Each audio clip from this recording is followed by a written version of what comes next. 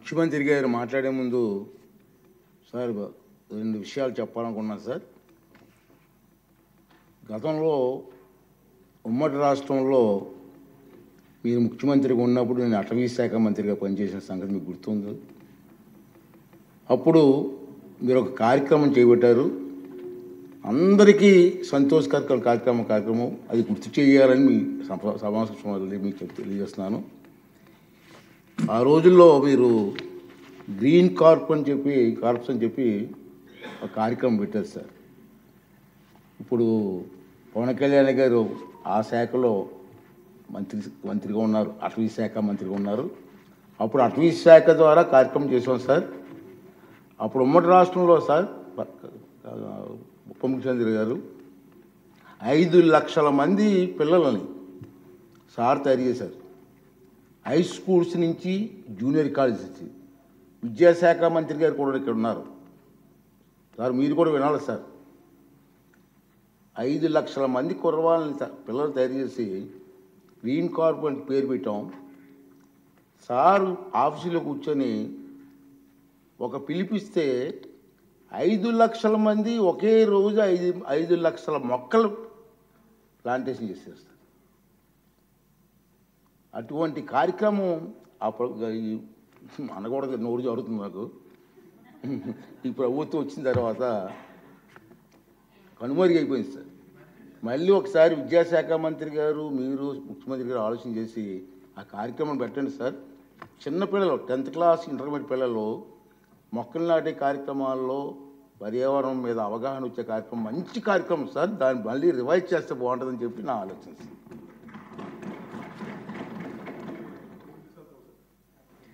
కాదు, ఏది అడిగినా డబ్బులతో ముడిపడింది సార్.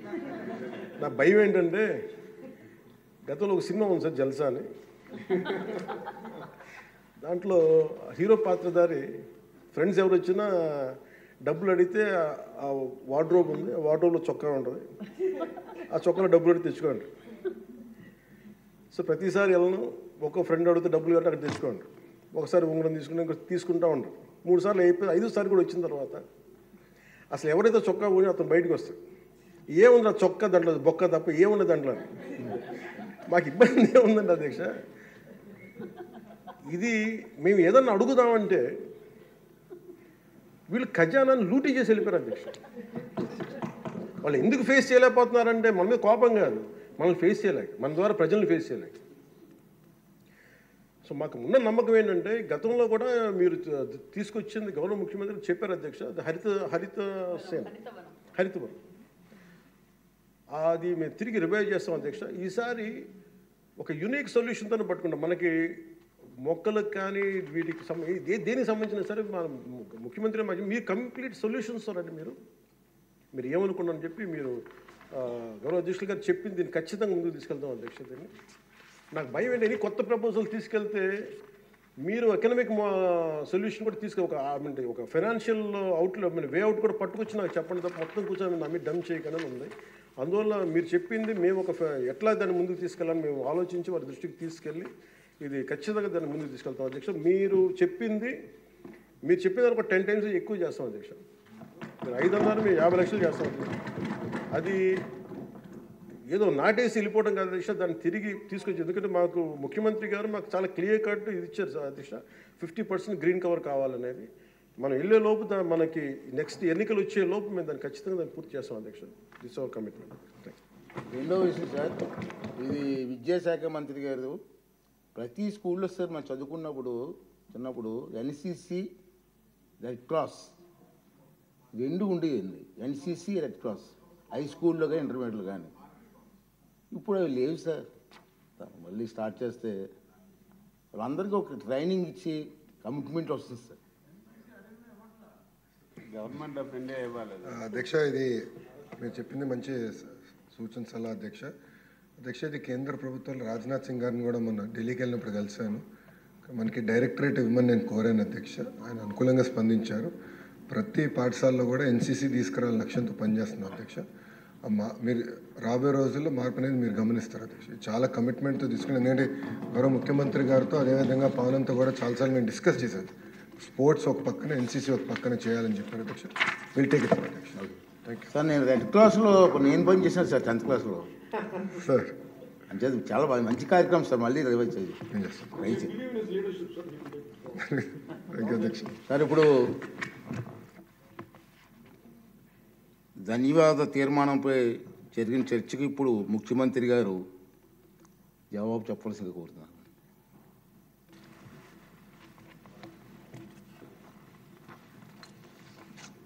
అధ్యక్ష,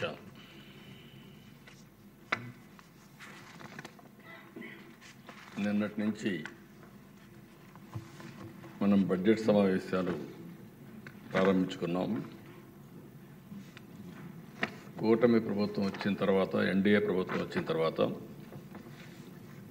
మొట్టమొదటిసారిగా పూర్తి కాలానికి బడ్జెట్ పెట్టుకుంటున్నాం.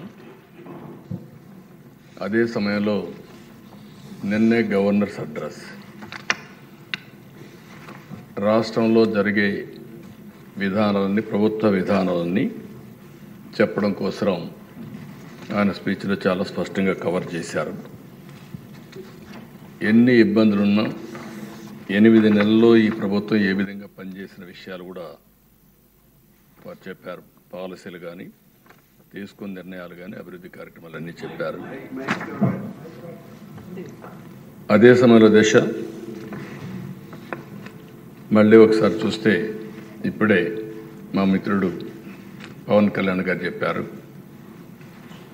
తెలుగుదేశం, జనసేన, బీజేపీ ఈ 3 పార్టీలు కూడా కలవడం మా స్వార్థ ప్రయోజనాల కోసం కాదు, దగాబడ్డ ఈ రాష్ట్రాన్ని పునర్నిర్మాణం చేయాలనే ఏకైక లక్ష్యంతో ఆ రోజు కొంతమంది విమర్శించారు. ఆ రోజు కూడా మేము ఒకటే ఆలోచించాం. ఈరోజు రాష్ట్రంలో చాలా ఇబ్బందులు ఉన్నాయి, నిర్వీర్యం అయిపోయింది ఆర్థిక వ్యవస్థ, ఇప్పుడు కోలుకునే పరిస్థితులు కూడా లేవు. అలాంటప్పుడు డబల్ ఇంజన్ సర్కారు ఉంటే తప్ప ఈ రాష్ట్రాన్ని పునర్నిర్మాణం చేయలేమని ఏకైక లక్ష్యంతో కలిశాం. ఆ రోజు ఈ రోజుటికి ఒకే మాట మీద ముందుకు పోతున్నాం. నేను మనస్ఫూర్తిగా పవన్ కళ్యాణ్ గారిని ఈ సభ ద్వారా మరొకసారి అభినందిస్తున్నాను, ధన్యవాదాలు తెలియజేస్తున్నాను. ఇంకొక పక్కన అధ్యక్ష, ఈరోజు మీరు చూస్తే ప్రజల్లో యాస్పిరేషన్స్ ఉన్నాయి. 5 సంవత్సరాలు పూర్తిగా నిర్వీర్యమైపోయిన ఆర్థిక వ్యవస్థ, ఇంకొక పక్క అన్ని డిపార్ట్మెంట్లు కూడా మీరు చూస్తే, ఒక మాటలో చెప్పాలని నేను 4వసారి ముఖ్యమంత్రి, 3 సార్లు నాకు ఎప్పుడు ఇంత ఇబ్బంది రాలేదు. అప్పుడు కూడా కొన్ని ఇబ్బందులున్నా ఈసారి మాత్రం ఎప్పుడూ లేనటువంటి ఇబ్బందుల్ని ఎదుర్కొనే పరిస్థితి వచ్చాం. ఈరోజు ఈ సభ ద్వారా కేంద్ర ప్రభుత్వాన్ని కూడా మనస్ఫూర్తిగా అభినందిస్తున్నాను, నరేంద్ర మోడీ గారిని. ఎందుకంటే దేశ ఈరోజు మనం అడిగిన దానికంటే కూడా నేను అనుకున్నాను ఇంకా సమయం పడుతుందని. సకాలంలో స్పందించి అన్ని విధాలా సహకరించినటువంటి నరేంద్ర మోడీ గారిని, కేంద్ర ప్రభుత్వాన్ని ఈ సందర్భంగా మనస్ఫూర్తిగా అభినందిస్తున్నాను. ఆ సహకారంగా లేకపోయింటే మనం ఇంకా చాలా ఇబ్బందుల్లో పడేవాళ్ళం. ఆ విషయాలు కూడా మనం మాట్లాడుకుంటాం. అధ్యక్ష, ఏదైతే వెంటిలేటర్ పై నుండి రాష్ట్ర ఆర్థిక పరిస్థితి కానీ, రాష్ట్రాన్ని కానీ కేంద్ర ప్రభుత్వ సహాయంతో ఇప్పుడిప్పుడే బయట వచ్చే పరిస్థితికి వచ్చాం. అయితే అధ్యక్ష, ఈరోజు మన ఆవేదన ఇప్పుడు కూడా మాట్లాడారు. నేను అందరికంటే సీనియర్ మెంబర్ని,